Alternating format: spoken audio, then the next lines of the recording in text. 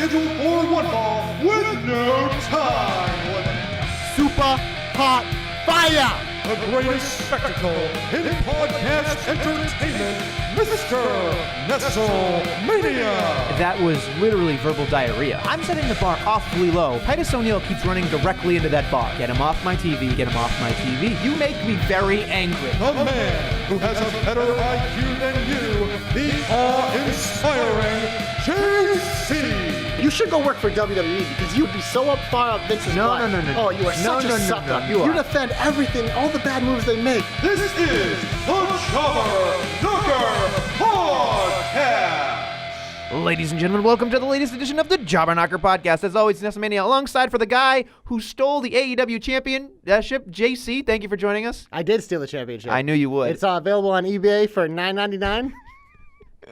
No, I would never do that. Who steals a Literally championship? anyone would do that. If he just left it sitting somewhere, then yeah. So it's his fault. As a champion, you need to protect your title. Jericho couldn't even do his first title defense. He probably lost it to Drake Maverick or R-Truth. The memes are ridiculous. Yeah, by the there's way. some good memes. Anyway, we had a long week of wrestling inside and out. There's a lot to get to. Where do you want to start, JC? You want to hit the shine button or you want to talk about something? With yeah. We'll talk about the other stuff. Be in my shine. Mwah. We'll talk about the stuff from the weekend and the finish probably. But right now, we're focused on Raw and SmackDown. And to me, the best thing that happened this week, and it wasn't even close, was the match of the week, undisputedly, Baron Corbin, Cedric Alexander. That match fucking ruled from the spot on the ring post. Like, Baron Corbin continues to innovate his offense. I saw literally people saying, like, this tidal wave is coming. Oh, yeah. WrestleMania. It is. Like, you've come to the side of Corbin. I have. It took you a while, 6 but you months did. it took me. And literally, the slow burn is coming where the tidal wave is coming. Tidal wave Corbin. And, like, there's some great stuff. Like, he was in the dark match, main event with Seth Rollins. And they were chanting at him, like, they had a song about Corbin sucks. And he's like, Corbin's very good. Corbin's really, really, really good. And he was, like, singing it. It was just, like, this guy is fucking great. That match ruled. I loved everything about it. And King Corbin is still alive, baby. He's the only hope.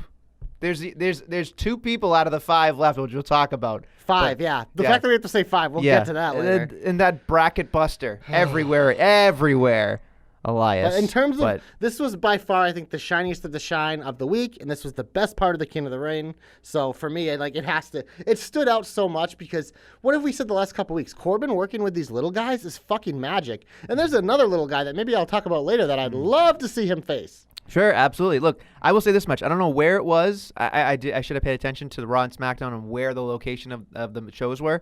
But I got to give it up for the crowd. Crowds were hot. The crowds were very hot. They were, and here's the part that I really, really enjoyed is that they were WWE crowds. They weren't, like if you go to ours in Boston, we're going to have our own things to say.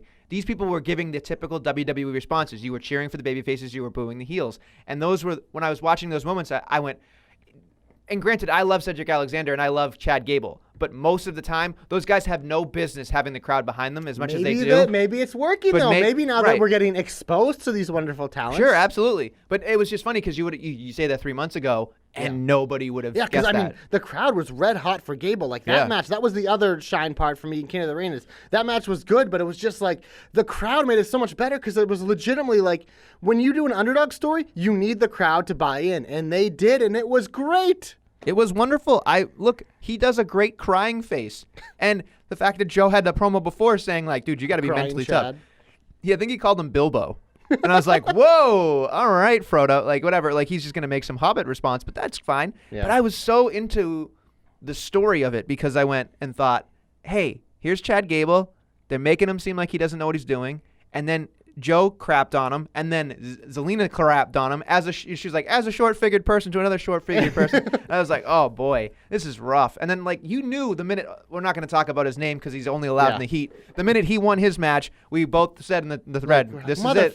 This is it. This is it. Get ready. And you know what? I'm telling you right now, if Gable doesn't make it to Gable's single-handedly, if he beats Elias, I don't care what happens after that. I'm just going to be so glad that Elias isn't going to be King of the Ring. Yeah, I don't. We'll talk about that later. I just don't understand it. But right now, it's boss time. I added an extra because Michael sometimes needs an assist. But once again, We can start right at the beginning on Raw, where Becky and Sasha, I thought their back and forth was good. I think I'm a lot happier with Sasha Banks' promos now than they were like her previous runs here on the main roster. And I love the little nuance of like she gets backstage and what's her name, Sarah Schreiber. It's just Sarah. Who cares? Yeah, Sarah tries to interview her, and Sasha literally screams at her. I was like, yes, this is what she should be, like that scary, like bitchy boss. Like this is what her character is supposed to be. We got that, but of course, then we get to the main event. And it's once again, it's boss time. Interrupting matches, just distracting people, and starts beating up Becky again. And Bayley had said earlier in the night, like she's my friend, but I'm not gonna talk about it. We've had talks, but then all of a sudden, it happened quick, and the show ended. But hashtag pop don't lie, baby. That was the biggest pop Bayley had since her debut on the main roster. And then on SmackDown the next night, when she came out, that was the biggest pop she had since her debut on the main roster. The promo was interesting because she didn't really go full-fledged heel. She was still kind of Bayley. She's just like, yeah, I chose my friend. Like, so it seems that she's just going to be Bayley and do whatever she wants. But I do like that she has an edge because I think WWE, they had to realize, like, look it, the way Bayley was in NXT and how we're presenting her now, like she's not getting reactions. People want her to be a badass.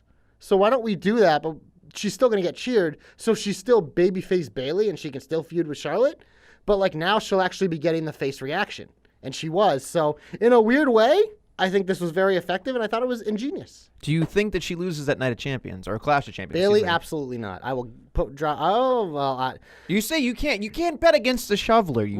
But here's the problem is we're getting a whole new like roster reconstruction, and I don't know what the fuck they're going to do with these women's divisions because they're definitely going to be like tossing people back and forth. So that means like legitimately with the champions, like I think Becky's going to retain.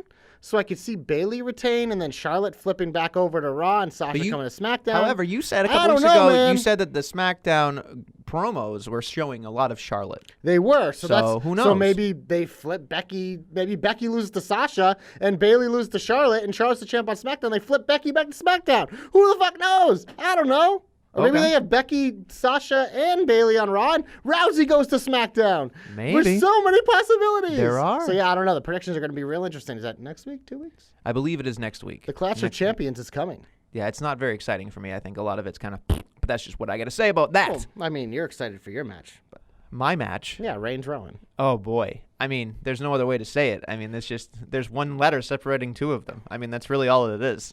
Shit, yeah, you're right. I didn't even realize that. Rowan. Yeah. That's pretty good. And if you really want to be specific, it's the same thing, just upside down. So maybe they'll become a future tag team. Who knows? Actually, that'd be pretty badass. No, it wouldn't. No, not even a little bit. All right, what else do you guys? Because I'm looking at a lot of this going like, we talked about the King of the Ring. Yeah. I'm gonna knock your dick down your throat. Whoa.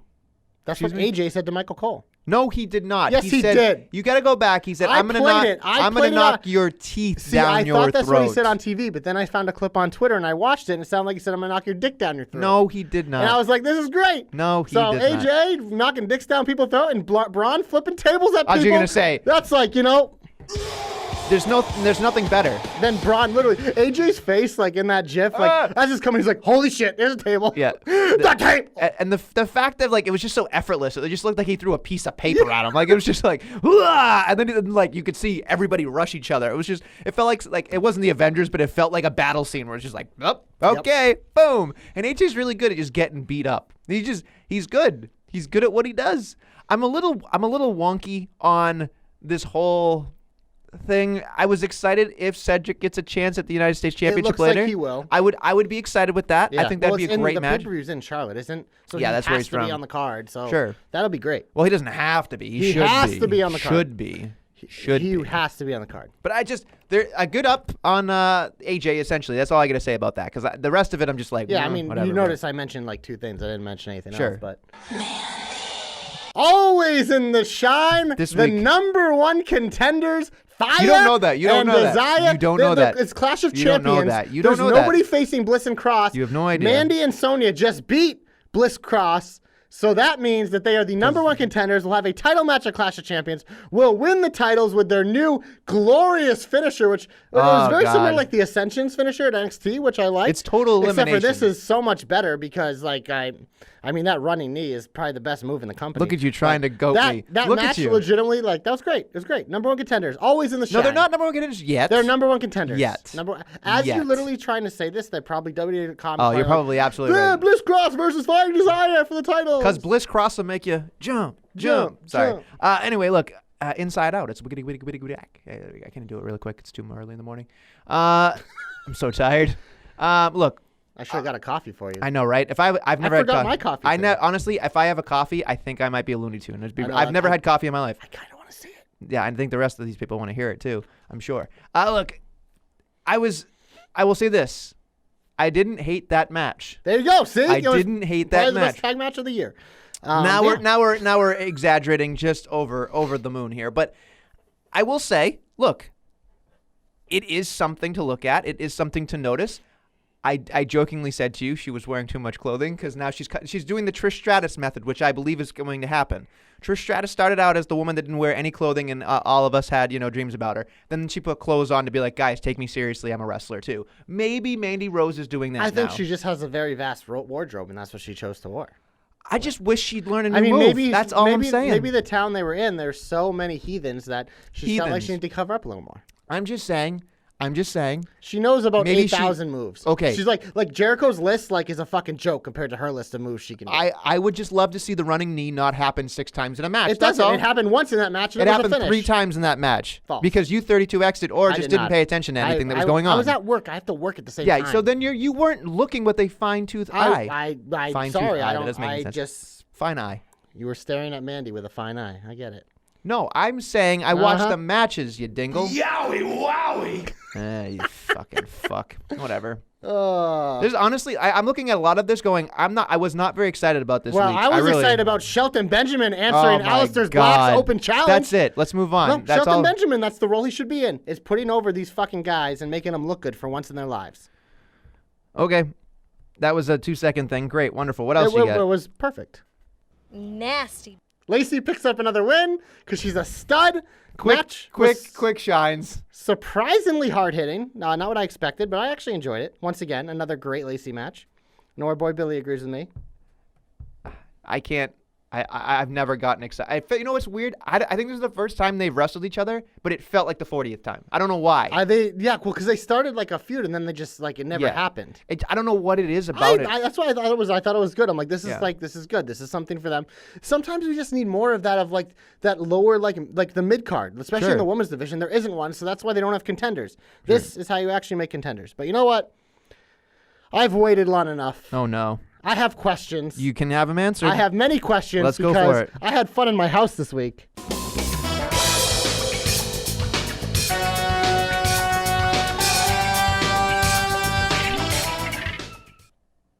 You know what's funny? I came up with this segment, yet somehow you're still the star. I don't get it. Because it's the wiggle that nobody can see. It's because we're in the shine now, baby. All right. If this ever goes in the heat, then I'm done. Yeah. All right, what would you like to start with? You have questions. The Firefly Funhouse. I know, you have questions. I can try to answer them. Well, it seemed like, it's for something that's always been kind of mysterious. He seemed to come right out and say everything this week. Sure. So mainly what I want to know is, what he meant by it, because he had the jokes about Finn. They acknowledged the Hell in the Cell match this week. Vince McMahon playing himself, the rabbit once again held up a sign, "Help me," and Bray pushed it away. There's a lot of questions. We let him in. Should we have done that? Sure. So yeah. Let's start from the top, folks. I will say this much. When I was watching, I thought this was great. I thought out of the non-8 that started, I thought this was the best Firefly Funhouse. I did it. I can't believe I said it without slurring. Wow. I know. Not too early in the morning for your boy Ness. You just said it was though, 2 seconds ago. I know. I got mixed. I got multiple personalities. I'm a detective.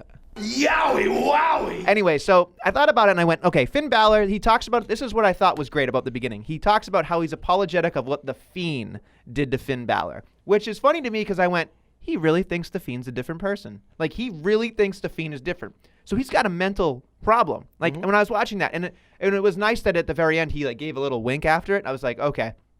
So he knows what he's saying is just he wants to believe a certain thing. So that was kind of a nice little edge to it, and we were kind of wrapping that up in a bow, sending it, and that's it. And then all of a sudden we get Puppet Vince. We get Demon Vince, which I love. By the way, like, I love. And you know what's really, the thing that really scared me about this, and yes, I'm going to say it out loud, this thing fucking scared the shit out of me, because here's why. The Puppet Vince has lifelike eyes. I thought it was somebody's eyes, like they keyed somebody's eyes in the puppet. If you go back and watch that promo, they look like actual eyes. They're probably not. Are you trying to tell me the puppet isn't real? The puppet is real. Yeah, is what exactly. I'm saying. No, I'm saying. So anyway, there's a lot that went on there. Of course, you could see it going on that Vince was saying, "How dare you talk about," it was doing the whole thing. And then he was like, whoa, whoa, whoa, whoa. Like, he actually said that Braun and Seth are untouchable and that they're very important. How dare you bring up something without my approval? And you, yeah. And then he goes, wait. So he was this close to being fired, which again could be a callback to when he was fat as Husky Harris, because, he had everybody in the background at some point, which was nice. And I thought about it. I'm like, okay, so he's making fun of the fact that Vince would see, like, there's a guy in his mind. He says, Vince thinks I'm not Seth Rollins or Braun Strowman. I'm not on that level. Nobody thought Husky Harris was Right. on that level.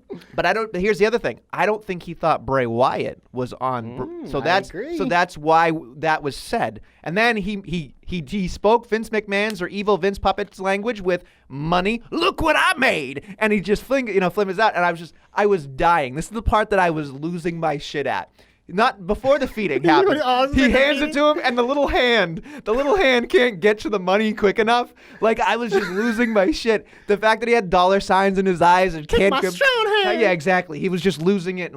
Like, the fact, and somebody's sitting there going, like, Vince McMahon, I hope he never saw this. And, like, I'm like, dude, Vince McMahon sees everything. Oh, are you kidding me? He was having a laugh right in the back. He was belly aching the whole time. He was like, this is such good shit. Like, he's probably sitting there going, you see that? That's how you get somebody Stick it in my mouth. Stick it in my mouth. Exactly. That'd be so funny. Yeah. And then so, like, he feeds the money, and of course there's, like, a pig or dog sounding, like, thing, which is hilarious to me because he's like, Vince is an animal. So you're looking at it that way, very animalistic view of who his boss is. And it's just so great that, like, he can take a chance. When I'm watching that, I go, everybody, I would imagine, I don't know the climate or the culture in the WWE locker room, but I imagine that Vince comes and walks by you, you stiffen up, how you doing, sir? Whatever, you don't make eye contact. But Bray Wyatt goes the other route where he gives a puppet. He feeds him money. He makes him look like an animal. Like, he does not care. And I was just like, this is such a great feeling as a fan to be like, this is so great.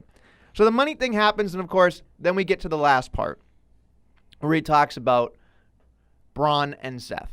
And he says that he will challenge them, and I will see you in hell. So he's definitely kind of tinkering with the idea of Hell in a Cell is a good spot for Bray to be in the main event. Sure.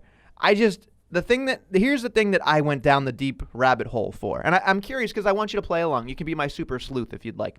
So there's one line in here that really obsessed with me, and I'm playing detective. I went and thought about it and researched it, and just I need to have a soundboard to bounce off of. Okay. He said one line. Okay. And I'm sure you know where I'm going with this. He said, in a previous life, Braun Strowman and Seth Rollins took something very near and dear to me. Mm-hmm. And I'm curious because I have my thoughts.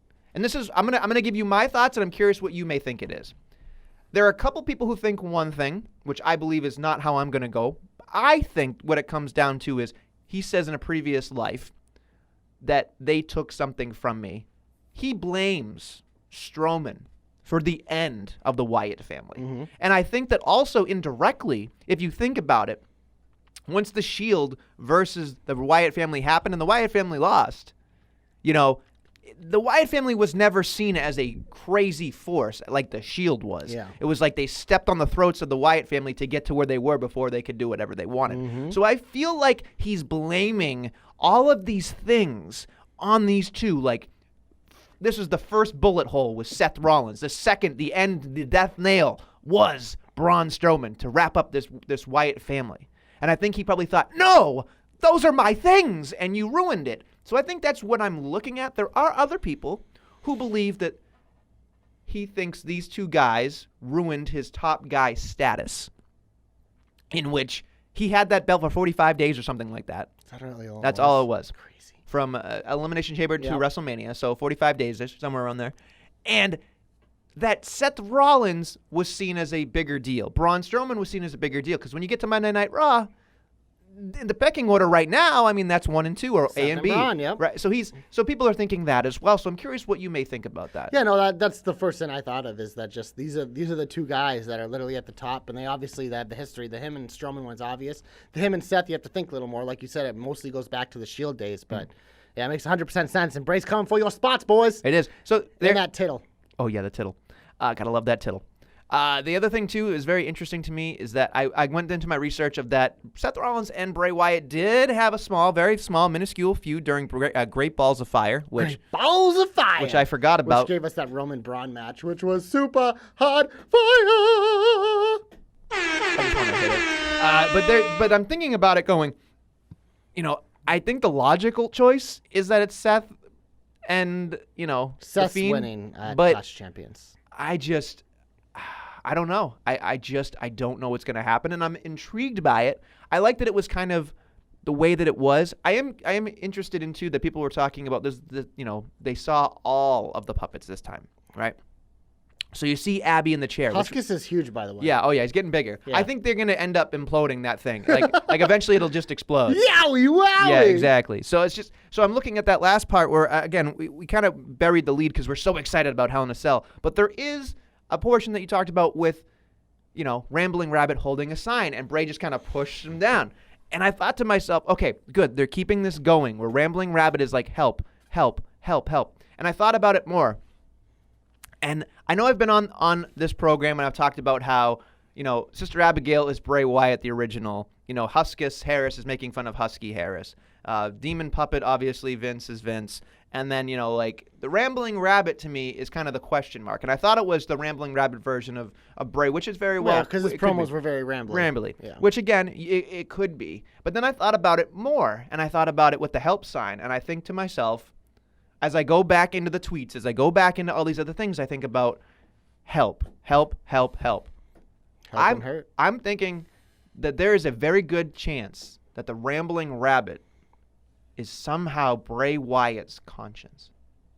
Because he's stuck in a world of purgatory. Like, he thinks this world exists. He thinks this is where, he's trapped in this place. Maybe that's what it comes down to. And that's why he keeps holding the sign, like, somebody pay attention to me. I'm hurting. Help me, help me, help me. And nobody hears it. It's like that joke we always make, help, help. Nobody cares. It's just nobody's going to help anybody. It's really one of those things where I'm looking at it and going, yeah, that's his conscience. Like, he's stuck in purgatory, and the Fiend is trapping all of this stuff in a world we'll never see. Because think about it. We're not seeing Bray Wyatt out in the quote-unquote real world, in the WWE universe, in the arena. Has taken over. Exactly. Yes. So Bray Wyatt in the Firefly Funhouse is literally something that we don't get to physically touch, feel, smell, any of your senses. It is a different world, and he's trapped. And the key might be that dumbass Rambling Rabbit. Mm-hmm. So that's all I got. Yeah, that's good. Such good shit. Such good shit. Yeah. I could talk about very quick. Well, we'll talk about it later when we talk about the Daniel Bryan stuff. So yeah, that's not coming up now. No, okay. Right now, it's time for our weekly. What's up, jobbers? Jobber alert. The only reason this is in the shine is because I remember where Raw was now. You Baltimorean! There you go, yeah. So Raw was in Baltimore because literally when this jobber said Baltimorean, I lost it. I was like, I don't even care what else happens. I mean, Viking, I will say though, their finish where they threw that guy like 30 feet in the air, I'm like, that was the highest I've seen someone go. Mm-hmm. That's fucking effective. I hope they just face little guys forever because that was great. Jobber alert on the Viking experience. Ryan Thomas and Tyler Hastings. Tyler Hastings also pulling a two-nighter as he also was jobbing out on 205 Live, I was told. So Ooh. I'm sure the Joe Stopper will have that at some point with the Cruiserweight Report. And then we scroll down, I believe, to the SmackDown where Shinsuke Nakamura fought, and this match was useless. Andrew Howard, which is what Sami Zayn said, which again, Sami Zayn stepping all over Shinsuke Nakamura. Badly a But rush. That is what it is, yes. Sammy Rush, as we will now call him. It is what it is, folks. But that's it. That's all I got for Jobbers right now. I'm sure there'll be more every single week. And please look forward to the Jobber Alert because I enjoy Jobber Squash or enhancement matches, depending on how you say it. You got any more shine? God, no. Well, my only last note is once again, FTRKO I love. They dissected Kofi. They have now dissected all 3 members of the New Day. I saw you on Twitter. I'm calling you out. Okay. You said, I want some advancement in this storyline. It's like, this is one of the storylines where there's been advancement. They took out Woods 2 weeks ago. Last week, they took out Big E. So now it's left Kofi alone. So now Orton could dissect him, setting up for Clash of Champions. That's advancement. What do you want? So my question to you is, you say you want advancement, Nestlemania. Mm-hmm. What do you want in terms of advancement more than what we've got? So I look at it this way, because this is what it really boils down to. When I'm watching this video package, inevitably, you know what this week's going to be? One move. Yeah, that's it. That's usually what most of them are. You know what it is? That's it. And again, when I say storyline advancement, I mean like something I couldn't have seen the week before or 2 weeks before. So what would you have it be then? I would have loved What would you do next? I would have loved to have Kofi do something to the Revival so that we could at least have an even playing field at some point. He tried. No, and that's what I'm saying. Like this point would be like, okay, Kofi Kingston is being booked in a way that is fine, but I would prefer it to be differently because it just makes it feel like he is fighting stupidly. You know, it's just like that's what it is. Stupid. And that's how I look at it. You're booking your WWE champion, which, by the way, might as well be the Intercontinental Championship at this point because that's the way it seems. Disagree. The Intercontinental Championship is a joke. No, but I'm saying like this is a second-tier title. Kofi, it's the main title on SmackDown. No, it doesn't feel like it's even the main event. Well, on just SmackDown. because I think it is. It's one person. Here comes the big dog. The big dog, Roman Reigns. I mean, Bayley might be number 2. I mean, Roman has inherited Braun's title of being the title. It doesn't matter. All I'm saying is there's so many things on SmackDown. This got buried, in my opinion. I mean, this once again, like the thing with this is such a. This match is going to go through Hell in a Cell. Oh, I think. yeah, absolutely. So it's one of those stories. It's like every week you're not going to get like the fast forward thing because this is a 12-week story. You can't just give it away. And this thing's already sold.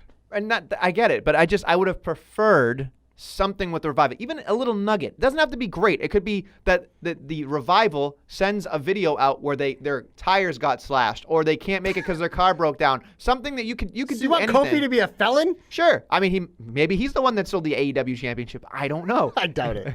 No, My money would be on R-Truth or Drake Maverick. Just lock him in the locker room. Do something where it would be showing some cunning. Maybe that's next week. But it's just one like more week. I know, but and I think that's my biggest problem about it was like I bought the Xavier Woods thing, I bought the Big E thing, but now I'm just like I've got 2 weeks before I'm just like, oh God, I have to watch the same thing over and over and over again. And it's not going to be a contract signing. That's why this week I thought it was weird that you tweeted that because it was the progression of they took out Xavier, they took out Big E, so now Kofi's alone.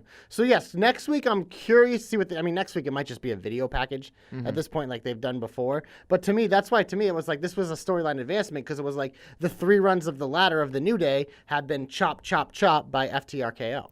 I mean, which just rolls off the tongue. I know exactly. So good. I know this is never going to happen in a million years, but have him go back to Boston. Have him go back to do something personal for Boston. Well, have him go something in that way. My prediction for this feud is once we get past Clash of Champions, that's when Randy Orton's going to start doing shit with his kids. I think that's like the finale of the feud is that type of storyline. So I think that they're like teasing portions of that, but I think like something's going to happen at Clash in a way that Kofi's going to retain in some way that is going to send Orton to psychotic, super duper crazy Orton where he's going to start going after family members. I hope so because there are weeks where I'm just thinking this would. Not everything can be hot every week. No, that's fine. Like this week was Bayley's turn to be hot. Sure, and that's fine. But she's been ice cold, so she needed it. No, I know that. But what I'm saying is I would have preferred, like, in my opinion, what you saw in that segment has no bearing on anything that I'm going to see going forward. In my opinion, it has Possible.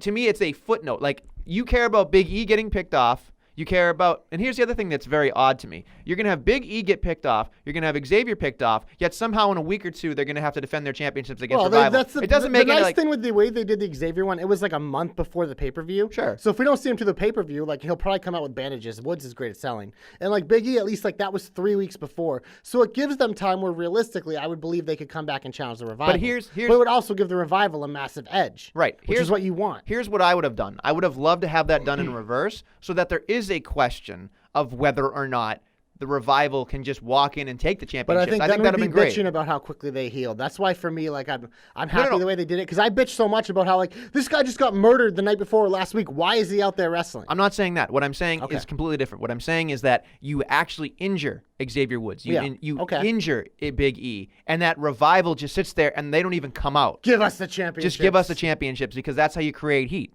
That's how you get them booed out of the building. Now you're at Clash of Champions and you're like, shit, Revival didn't even have a match tonight and Kofi is going to have to go against 3 guys, which again, that to me would be like night of. I'm okay with because that way I'm going, okay, now Kofi has to go over the odds. And that's where Kofi is at his best, when he's against all odds, when he's in that babyface comeback. And for me, I'm looking at it going, I got 2 more weeks of this bullshit. And not anymore, obviously, but I was watching it. I go, this entire thing won't matter. Like, in terms of the story package, it's unnecessary to me. It's filler. This was a week of filler. Fickle! Sure. Absolutely. Well, you know what? You got me hot because you're dumb. Get him off my TV! Get him off my TV! Get him off my TV! Go ahead. Where do you want to start? Because, like, this room is already hot enough. Do we want to start King of the Ring or do we want to, like, ease into it? I just rip off the fucking Bandit. I mean, Elias, what the fuck? I mean, all right, so we're sitting there, in separate, living rooms, I'm sure. And I was in Edit Bay. Edit Bay, okay. So I was talking to Ben and Josh. By the way, Ben, thank you Who the fuck is Josh? Whatever. Ben, who the fuck is Ben? We went to his wedding. Congratulations, Ben. We love you. Anyway. Two-time married man. Two-time married man. To the same woman. To the same person. It's impressive. Yeah, in a matter of months. So we were in our text chain talking, and all of a sudden, the Elias thing happened. And what did I text you? I said, if he wins, he's winning the whole damn thing. He's winning the whole damn thing, which I hope I'm wrong, because he's getting to a point where it's so uncomfortable. But what bothered me this week is not only did he win, he won clean. Oh, yeah. Like, literally, Ali, like, you were starting to get momentum, and then all of a sudden, like, the past month, they've just taken the coldest water in the world and fucking drowned him in it. Like, his hair is a fucking mop. He's so ice cold. Like, it's just like, Elias, this guy has been joke. He's been winning the joke championship. He's been doing this joke shit literally up until this week. And then he goes out there in a match with one of, like, a guy that you're trying to build up as one of your, like, legit babyface contenders. He just goes out there and beats him clean. Like, this motherfucker, Elias, who just is so fucking bad at everything in the ring. Like, I just want to point out for the audience that when Josh, who the fuck is Josh JC, gets very, very angry, there's a little bit of streets coming out of your mouth. A little bit of streets. I am from the mean streets of G Vegas, baby. G Vegas. Yeah, you can ask G Guthrie Vegas. about that. Guthrie's from there too. You couldn't sound whiter. It's ridiculous. Hey, G But Vegas. the I didn't minute- come up with the name. The minute he put on that crown, I went, No! God, please, no! No! No! No! That's how I feel. I thought about it when I said to you. Why are they pushing him? Because they did best in the world with Shane McMahon, and they were like, Stop. see what that had. No. See what that did. They already had the better Elias, Baron Corbin. I understand that. Listen, this is what's going to end up happening. I'm telling you right now. I don't know why. Elias is going to beat Gable, which I don't want. No, he's not. If Gable wins, I'm going to cry, just like Chad Gable, on my knees. Thank you, Chad. And then we're going to get to Corbin, hopefully. But if it's Ricochet and Elias, I am going to be so nervous going into Clash of Elias can't Champions. be in a singles match on a pay-per-view. Like, on a legit, for, like, King of the Ring. Like, King of the Ring is supposed to showcase the best of the best. He cannot be in that. Like, I don't, like, it just, no. It's trolling. No. It's trolling. And here's the part. I think either Ray or TJ or DQ, one of the three. I'm sorry, I can't remember, guys, which one we were talking about in the thread. But it's true. He needs a revamp. Like, Elias needs a revamp so bad. No, he just needs to go back to just fucking doing his songs and never wrestling. No, they're looking at, like, and the thing is that, like, the King of the Ring is a good segue to something different. And I was looking at it going, it's like, working with a lot of the characters in the tournament. And I think here's the thing, like, Gable's clearly not going to win. Joe's probably not going to win. So now we're down to 3 people that make me kind of go, okay. Yeah. You know? And Ricochet, okay, great, wonderful. Yeah. Baron Corbin is the one we all want. Elias is the one that I think the WWE wants. I don't want it. I don't know. I don't know. But think about it. Like, all of these people, here's the part that makes me more nervous about this, guys, and I'm sorry for saying this because now I'm going to think of scare everybody. But you look at everybody, Corbin's going to be just fine without it. Ricochet is going to be just fine without it. Joe's going to be just fine without it. Who would do the most with it? It's Baron Corbin. I understand that. Close. I know that. But look at it from this way. all of the people that we've talked about are going to be fine without the King of the Ring. You know who could use it legitimately is Chad Gable. I agree, but it probably won't be If he could him. get over Elias and then Corbin, like go over two of the biggest fucking heat monsters in the company, like that's how you vault someone who has the ability that he has. Like, when I watched that, I went, he's the one that needs it. I don't want it. No. Don't need it. No. But he needs it. Shut up. You know if that happens at Clash. Shut up. Next week, we are going to find Shut out up. very quickly. Shut Very quickly.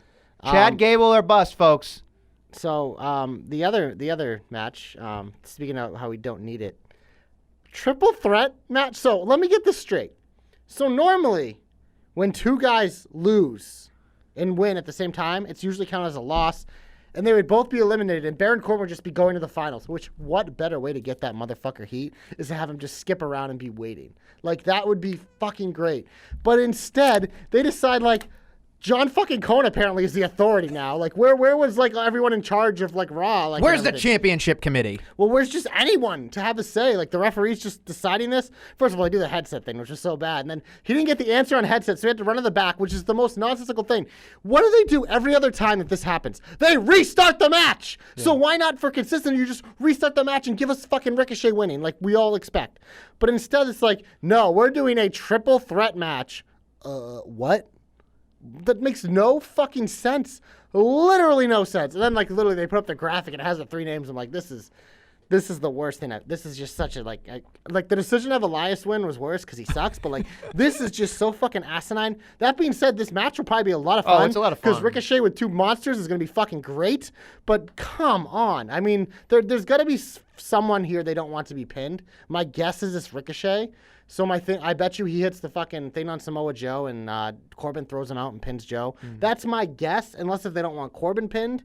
But that, like, Joe's eating that pin one way or another. Like, there's no way they're protecting him. They're protecting one of these other two. Yeah. And it's just the way they're doing it is just so nonsensical. There's so much easier ways to have somebody lose than just like this fucking schmoz making.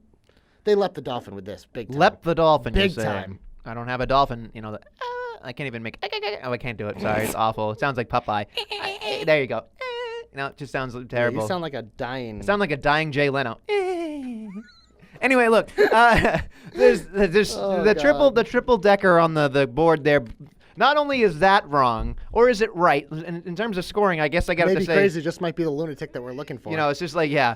How do I score? Like, you guys, anybody that put anything in that left bracket, I guess, is correct. And if you have any of those three there. Yeah, you're right. So it's just like, and then Elias just blew up your entire bracket there. So hashtag JC New Ricochet versus and Corbin. CN blew up big time, too. I had Andrade over Ricochet. So that was the wrestling match I wanted. This entire thing has been thrown out, which is whatever. But again, it is what it is. It is what it is. I'm not looking forward to it. We already talked about the King of the Ring, but it is just. I have more on that in my hope. How did you feel about our weekly Raw and SmackDown 10-minute Roman video packages? I think those might be a transition into. He just want to dance. He's Shermying. Well, look. I thought about this very, very specifically, and then this entire thing, like, my spot was blown up by Tuesday, but it's fine. I'm gonna say it anyway. So we get to the point in which Roman Reigns is getting, he's getting an answer. He's getting an answer. It was Rowan, and he gets slapped the shit out of blah blah blah blah blah.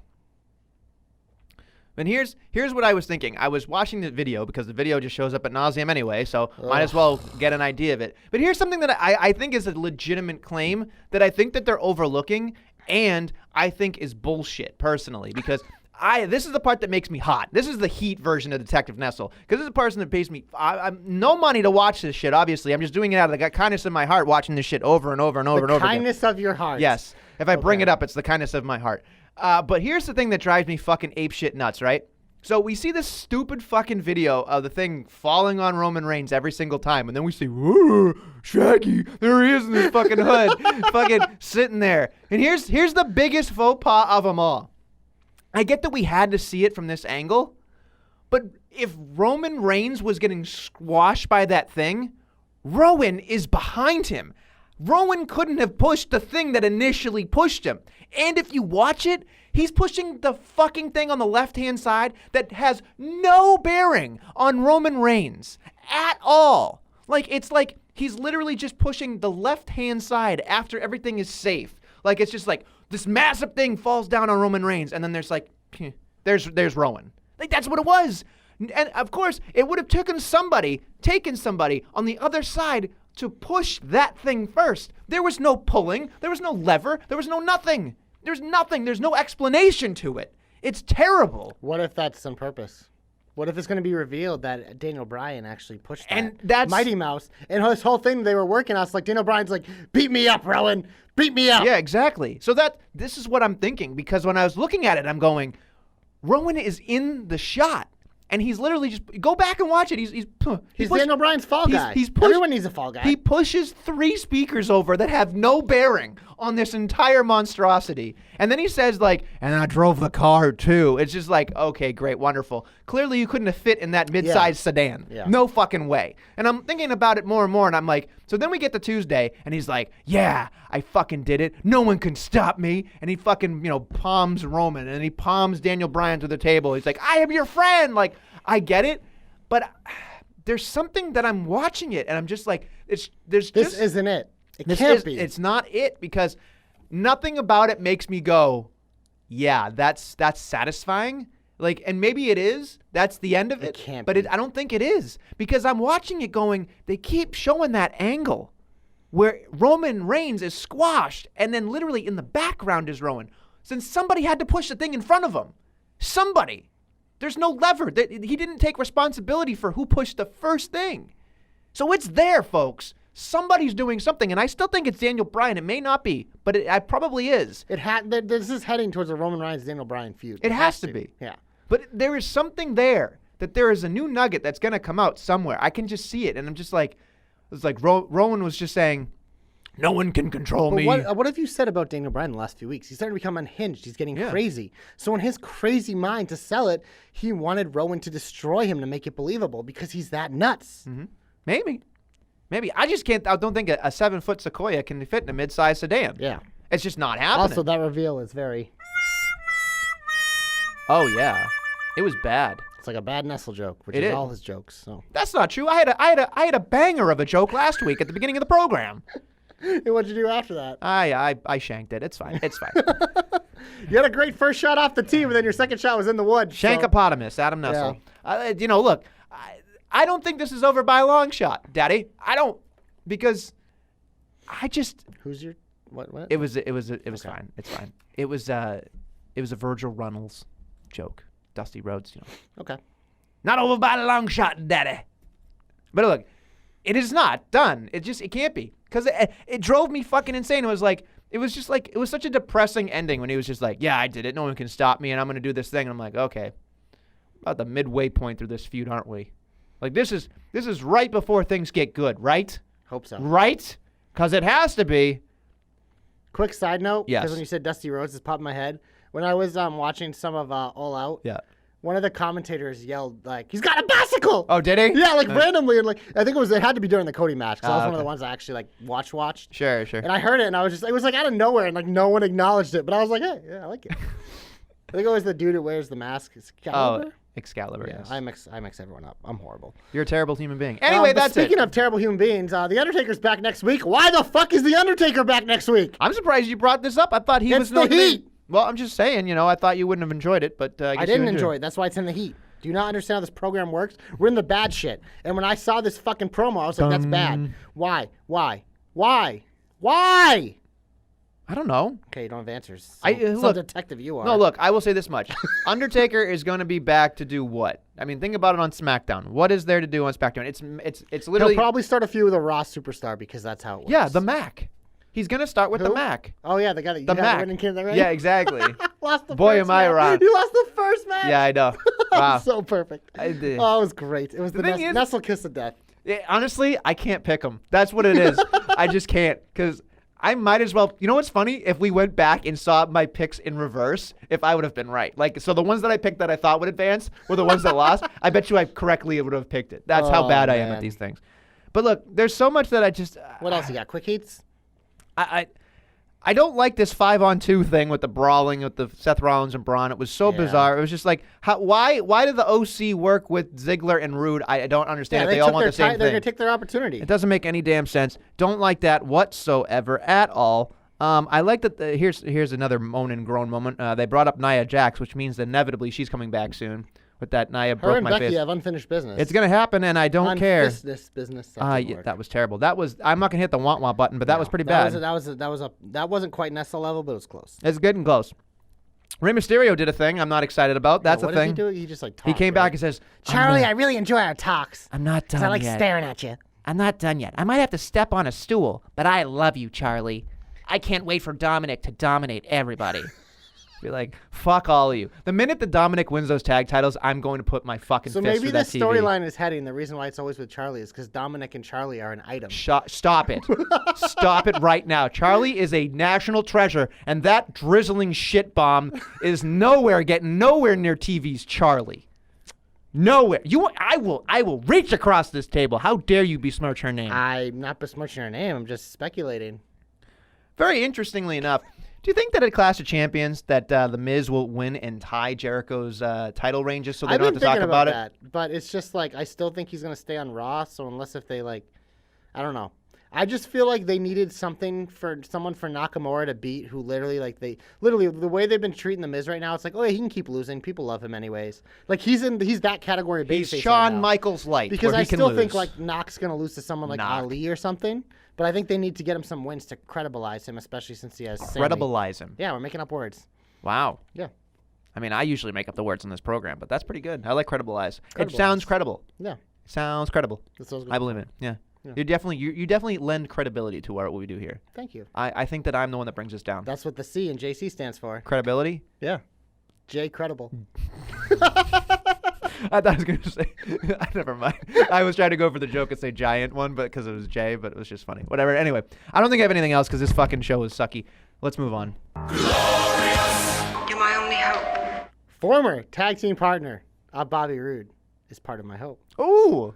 Ready, willing, and Gable. So my hope is pretty simple. I'm just going to put it into existence because hashtag JC's hopes come true. The winners next week should be Baron Corbin and Chad Gable because that match at Clash of Champions would fucking rule. So my hope is that our eyes will all be entertained with greatness of Baron Corbin and Chad Gable next week and meeting at Clash of Champions, one of them being crowned King of the Ring, Baron Corbin. That's my hope. Pretty simple. Hashtag JC knows. Hashtag JC's hopes come true. Let's do it. I had an original hope that we discussed, but then I thought to myself, maybe I should go another way. Ooh. And we talked about this on Twitter, and it's no surprise. But so my original hope was going to be that I want Austin to get beaten up by The Fiend. I think that seems like a slam dunk. I seem like there's going to be something going on. I think that Austin would be like, hell yeah. Give me a hell yeah, sister Abigail. Sister Abigail. Why did he turn all? Never mind. Anyway, look, I clearly that'd be my hope. But I always thought about this too. This is an outside chance this happened. We're already talking about. I think you agreed and liked my tweet.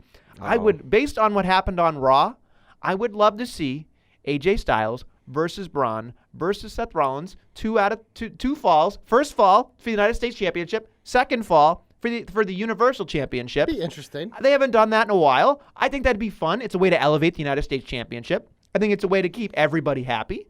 And quite frankly, Braun and Seth, not necessarily excited about that match as much as I could be.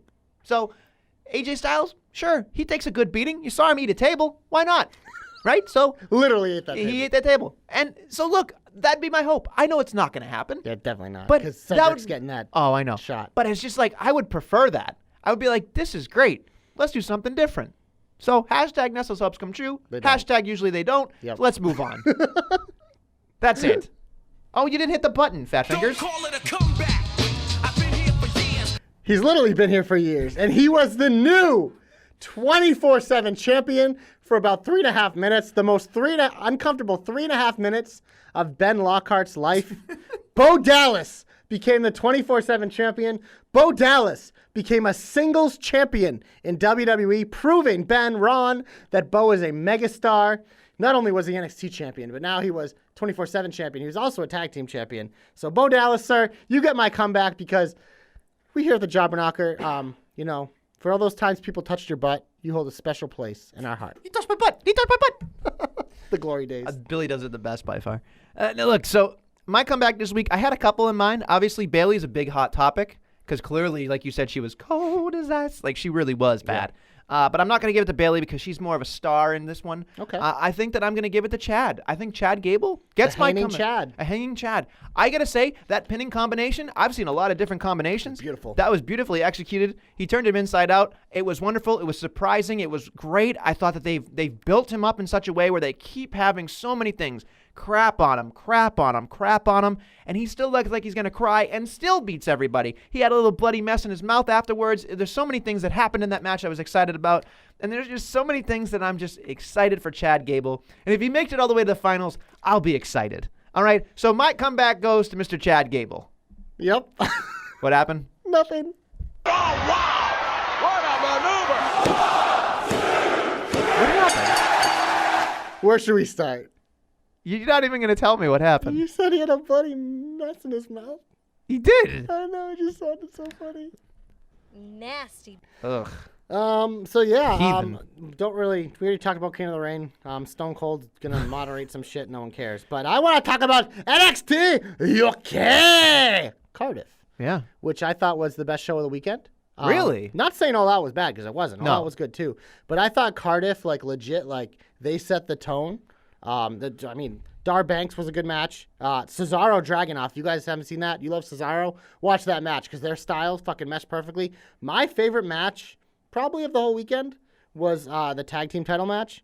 It like, literally, if there's one thing you watch, like, the Andrews and Webster, those guys are the hometown boys, so the crowd was literally on fire. And the mesh of those three different teams, that match fucking ruled.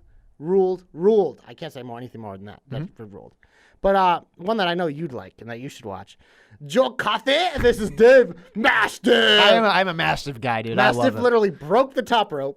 I saw that. Because he's like UK Braun.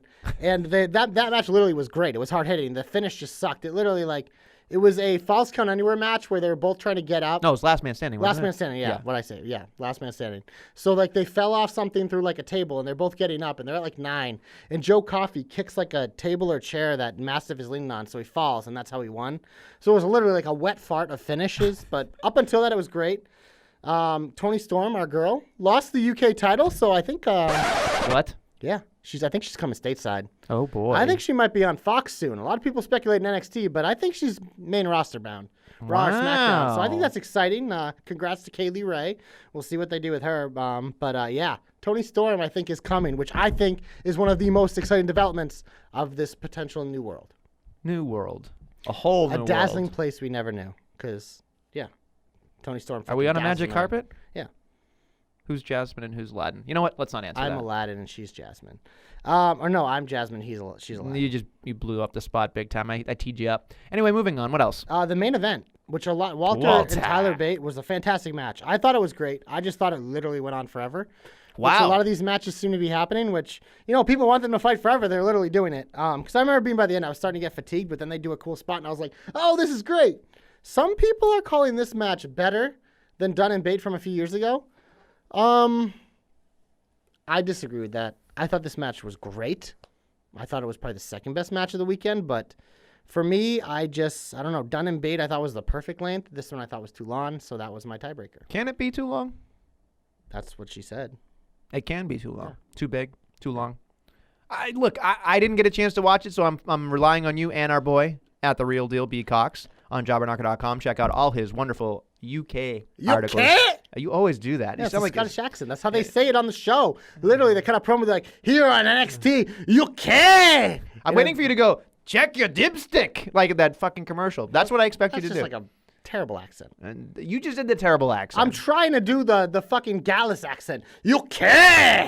You have a vein coming out of your neck when you do that. You know that? Yeah, they do too. Yeah. It's Gallus. It's true. So that's good. I'll have to go back and watch the matches I that you honestly told me. recommend like watching that show start to finish. It was fantastic, but like definitely those two matches for sure, because those three actually. But you want to talk some little All Out? It's true. I didn't watch all of All Out, but I did watch the what I believe are the ones that matter. So let's just talk about the shit that matters. What was your favorite match in the card? Go. I enjoyed the ladder match. I thought the ladder match was great. I love a good danger match. I love a lot of good things. I mean, thank God that the I Young thought Bucks, one of them died on one of those ladder spots. Yes, that's Nick. Nick Jackson. That was scary. He's the crazy of the two. That was scary. I got to tell you this much.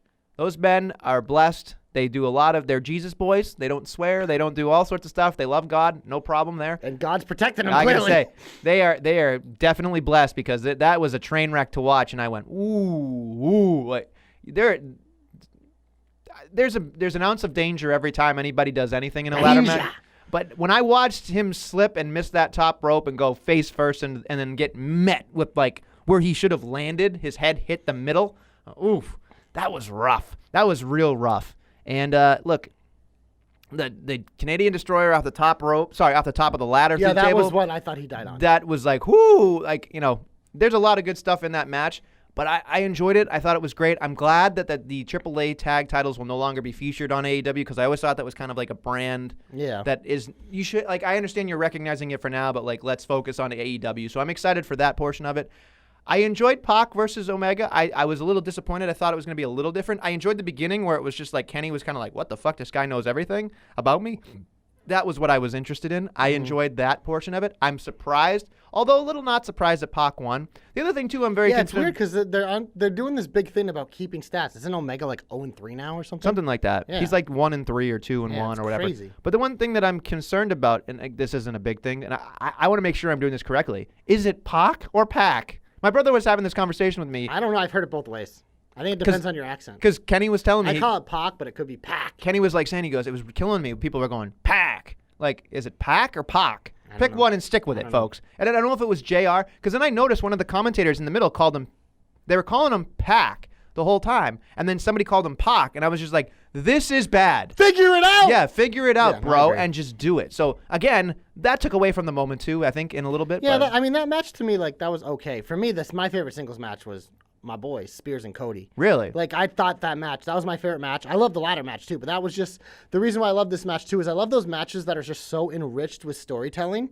And when I've seen Cody's matches, like, that he's done, like, with his new company, like, his matches have so much storyline enriched in them, and it's just, like, everything, it works, it makes sense, and he found a way to make Shawn Spears look like a bigger star in a loss, which we always talk about. It's like a hard thing to do, but I thought Shawn Spears came out of that match looking great despite losing to Cody.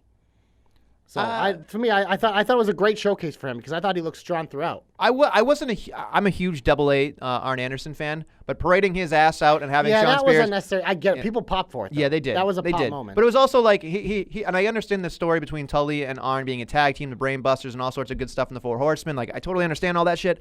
But then I thought to myself, they're parading his ass out because he's got a new podcast. That's what they're doing. Oh, yeah. You know, and it's just like, it worked.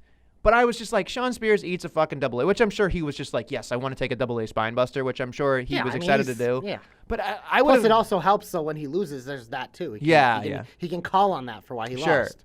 Yeah, but they kicked out, so it was just like. Well, yes, I know, but you can still call on that because he wouldn't have taken that damage if it didn't happen. Sure. All right. Well, I guess it could be. It's like on a video game, the meter goes. Yeah. You know, the meter went down. Yeah. He took a finisher. He took a finisher. Oh yeah.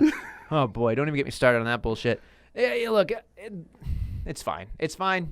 I did not get a chance to watch Jericho and Hangman. I didn't think it was good. I was told it was terrible, so I wasn't going to watch it. Yeah, terrible might be strong, but I didn't think it was good. I don't know. And like everyone, like this was, I literally saw like 30 articles and immediately came out. It was the right decision to have Jericho win. And I was like, yeah, that's your opinion. And like, I get it. In terms of like marketing, yeah, it's a home run because people know who Jericho is. But like, if you really are committed, like all I've heard about, because I didn't even know who this guy was. All I've heard about since this thing started coming around is how Adam Page is such a star and this big thing, how great he is. Yet every time I see him, I'm not that impressed with him. And then you go out and this is what you do to him. It's like, okay, so he's clearly not as big of a star as he thought, even though he rode out on a horse. I don't know. I think they oversold me. Not impressed. Oversold you on a horse. Not impressed with the horseman. Did you know that, I don't know if you watch Being Elite, but they said that the horse's name was Hunter Horse Helmsley? I did see that. That was pretty awesome. That was pretty good. They always Hunter make a Horse joke. Helmsley. They make a joke of everything. Look, I tend to agree with you on Hangman, where I'm excited for Hangman. I think he's really good. but I think the stock is a little too high on him right now. It's just don't tell me that. And then if you're talking about him being how he can lead a company, have him lead your company then. Like, take that chance. Like, what do we always, like, rip WWE for is not taking a chance on their, like, young budding stars. It always goes to the geriatrics or the more established ones. AEW literally did that, 49. and everyone's praising them for it. 49 years old. It's a silly double standard. So it's like, if you can argue on this side about the marketing thing, how come you never bring that up when WWE makes decisions like that? Right. Notice going to a lot of their big shows, like, that's why they have the big names, and a lot of the big names will take the titles. That's why, like, a Goldberg comes back and wins a title, because it's a home run marketing. But you all ripped that, but you're okay with fucking Jericho, who looks literally, I'm sorry, that dude's not in shape. Like, really? He doesn't look good. Okay. Doesn't look good. When I'm looking across the ring, I see Heyman, he looks great. He's in full gear. Yeah. I don't know. That's just my thoughts. I don't care if they're unpopular, but other things on the show, like the Cracker Barrel fight was fun because it was a gimmick. It was silly, whatever. But you're going to have to explain this to me because I just don't understand it. This Dark Order thing. Oh, yeah. So it's like two guys and they have like 5, like... They have minions. So it's like 7-on-2. That seems super unfair. Mm-hmm. Like what? I just don't get... I wasn't that impressed with it either. I think if you listened more to what the extra stuff was on YouTube, you'd probably enjoy it a little bit more. So essentially, the Dark Order was an original tag team that had a Nintendo theme. Yes. So they can't do that anymore. So they did this So entire this is new the gimmick. they decided? They just changed it on. But I'm interested in it only because it's different and all that stuff, so I'm okay with it. They're a very good tag team when they're actually wrestling. Yeah. The Dark Order portion of it, I thought it was... I didn't understand. I think it's a crutch for now, and Okay. and I think that they're going to end up like using it when they need to. And I think that if they win the tag team championships, they'll end up having be like, oh, I pinned that guy. No, you pinned the wrong guy. Like they could be doing all that kind of stuff, and it's different. It steps out in a way where you remember it. So I think that that's what they're going for right now, and especially with now that they have LAX in there and all these other great tag teams. It's going to be so deep that you're not even going to going to end up not caring. I will about say it. this. What I remember from that was that. So I've heard a lot about this guy. I've seen clips of this Orange Cassidy guy who really doesn't freshly squeezed. Keeps his hands in his pockets, and I was like, there's no way he does that. Then I see him start to run. He did a suicide dive perfectly with his hands in his pockets. And keeps his glasses on. That literally was one of the most impressive things I've ever seen, so I'm in on this guy. Like, I didn't, just like hearing about him, reading about him, seeing like clips of him, I didn't get it. I was like, this is literally fucking stupid. But seeing him come out after that match, hands in his pockets, and do a suicide dive, his hands remain in his pockets, and him like maintaining that laissez-faire thing throughout the whole thing, like that is more impressive than him like exerting tons of energy. Like that, like, bravo. Here's the thing. I think away. I'm curious to see what your expectation will be when you see him wrestle. Oh, I'm sure it's not good, but because he does this thing where like instead of like so when he slaps you, it's like yeah, no, that's the stuff I've seen, and that's why I so- think it's stupid. But I thought in terms of this, I was like, okay, what this guy's capable of is impressive. Sure. That like blew me away that he could do that. On the blew end, me away. On the end here, do you think that the championship title being stolen is a work? Because I almost thought to myself it could be. First thing I maybe thought of, maybe it's wrestling, Moxley. Literally, that's what I was gonna. That was actually something I wanted to ask you. Is like, so we don't. Jericho doesn't have a next feud yet. They're like deciding it. It's Exactly. Like, so could this be how they start this first feud? Is someone stole the title? Right. Like, and we don't know who, but it just because immediately anytime wrestling something like this happens, I'm like immediately it's like work. Yeah. Like always, just like It's probably not, but if it isn't, there's a great way to use it. Well, I was gonna say like since it happened, if it really did happen, use it. Yeah, yeah. Literally use it. Yeah. I think it would be great. I mean, if it's John Moxley, I know it's not CM Punk. People were freaking out over CM Punk over the weekend and stuff, which again... It sounds like he pretty much said, if I'm coming back, it's the WWE, which is insane. But well, he's like, yeah, I talked to Vince and Triple H. What? Yeah. So it's getting people's panties all fucking fired up. Oh, yeah, I'm sure. But it is what it is. I mean, people don't... he actually made Here's a the joke. thing about CM Punk and why that makes sense. It's like, CM Punk loves attention, so why would he go to a company that doesn't get as much attention? Well, on the flip side, in a year or two, if they get more attention, They maybe... won't, though. WWE is like a fucking huge worldwide thing. Like, AEW is going to take more than a year for them to ever come close to sniffing the fucking worldwide, insane fucking reach WWE has. Like, especially with them going to Fox is only going to help their exposure because Fox is literally going to put them all out there and cross-promote because Fox loves that shit. But CM Punk loves attention. He loves money. Money. He'll get both from Vince if he truly wants to come back. Which Okay. I honestly don't care. Like I said, You don't I'd be more care. excited for his wife coming back because she's so much better than him and the Wow. greatest diva of all time. I don't think there's anything else we can disagree more on, but that's fine. Anyway, on that Literally note, the greatest team I think of it's all time to just socialize the pod and wrap this shit up. Let's do it. The greatest team of all time, AJ Lee, is a big supporter of the Jobberknocker website, which is on jobberknocker.com, where you can find all of the links to the podcast, iTunes, Podomatic, Google Play, Stitcher, Podbean, Spotify, archived on YouTube. Like, subscribe, download, 5 stars, 5 flames. We appreciate it. Hit us up there. Also on jobberknocker.com, you can find a link to buy the shirts on Pro Wrestling Tees, Jobberknocker, Super Hot Fire, and Monday Night Rerun. All available there. There's a link. You can also just go to the website, whatever you want to do. NXT, NXT UK, the Cruiserweight Report, available weekly on jobberknocker.com, as well as tons of other good shit. Twitter, at Jobberknocker, and at JC of the JK, at DQ of the JK, at Ray Ray of the JK, at BellyD2411, at Joe Pollock 47, at TJ of the JK, at The Real Deal B Cox, Facebook Jobberknocker, Instagram Jobberknocker, because we are everywhere you want to be on social media, and we're all available to you and not private, except for Nestlemania. That's why I don't follow him. You got everything? I think so. Thank you. On that note, we will be back next week with more Jobberknockery.